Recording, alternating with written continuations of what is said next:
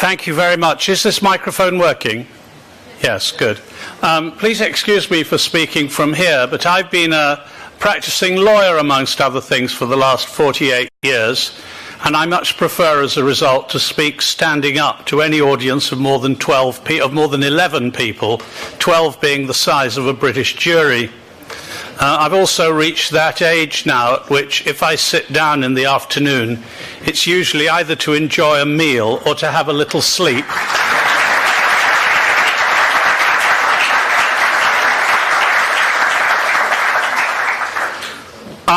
State-sponsored terrorism is ugly, must be prevented, is unlawful against international law, brings shame and disgrace on those who perpetrate it, and in the end, hopefully, reaps the reward they deserve. But of course, the development of state-sponsored terrorism and its increase is also something of a compliment to those of us who have been fighting terrorism for many years, because it shows a sense of weakness and defensiveness in the government that causes that terrorism. And my view, and I think it will be shared by everyone on this panel today and everyone or almost everyone in this room, is that civilized states and international organizations have a duty to use all legitimate and proportionate means in order to fight state-sponsored terrorism or any other form of terrorism. I have attended the great gathering in Paris, though I was not there, unfortunately, this year because I was not able to be. But I want to applaud what the NCRI, so well led by Madam Rajavi, has done, particularly in the last 12 months. The level of unrest and the sense that people within Iran have that they can and should be demonstrating their opposition to the regime and its outrages has been much better organized in the last year, much more evident on the international stage, and very much thanks to the work of the NCRI in Europe and in the United States of America. I'd also like to applaud what has been done in Albania, where a large number of former residents of Camp Ashraf and Camp Liberty are living. I don't know how many of you have visited them, but I have visited them twice. I think one should pay tribute to the Albanian government for what they have done in helping that cohort of displaced people. But the greatest tribute goes to those people themselves, many of whom have suffered a great deal personally or through their families. They too, as has already been said, have been subject to attempted terrorism, state-sponsored by the regime in Iran.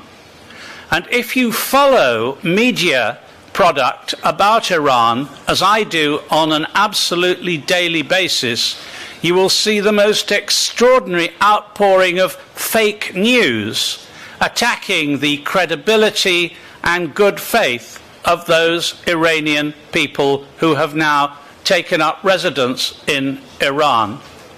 And if you read that and start to have some doubts, just go to Tirana and meet them, and you will see how fake that news really is.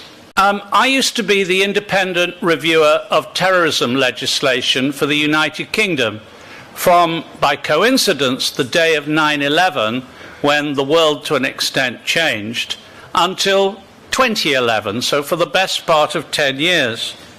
And I have continued to scrutinize terrorism issues around the world ever since then and provide consultancy services on that subject in the private sector.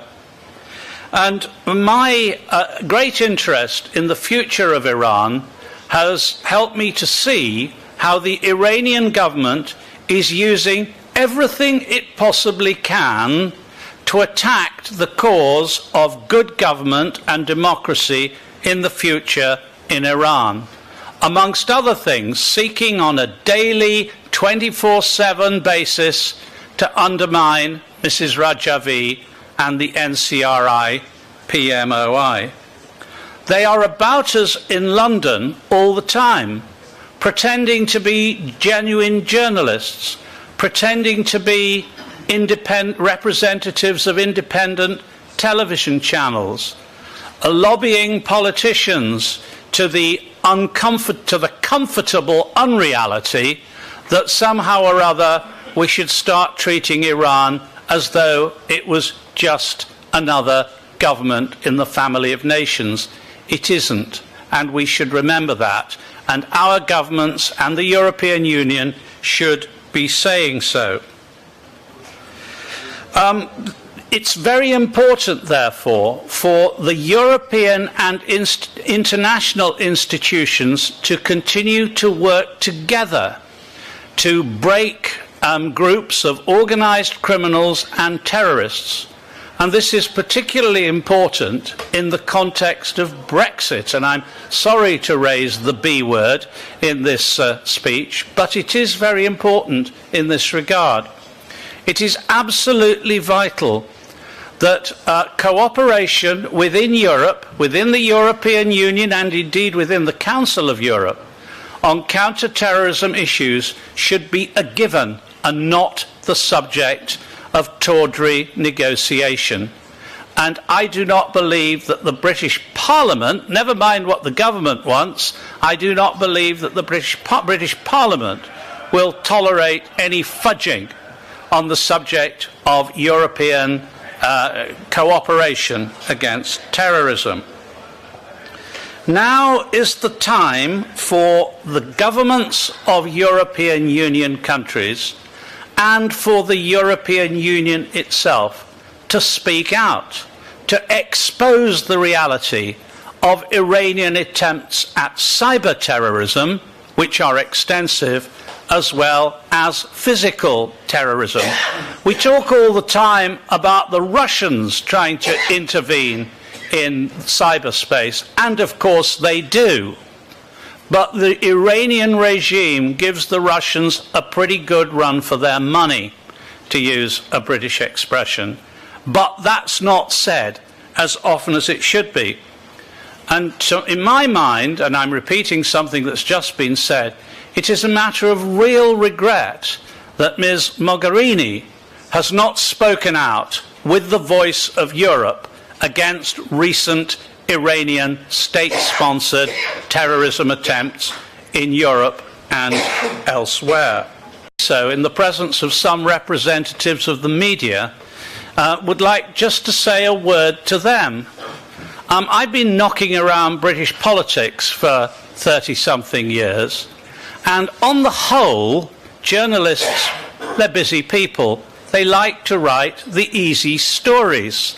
They like to pick the low-hanging fruit off the trees. This is a complicated story, the story of what Iran is doing in cyberspace and in relation to terrorism.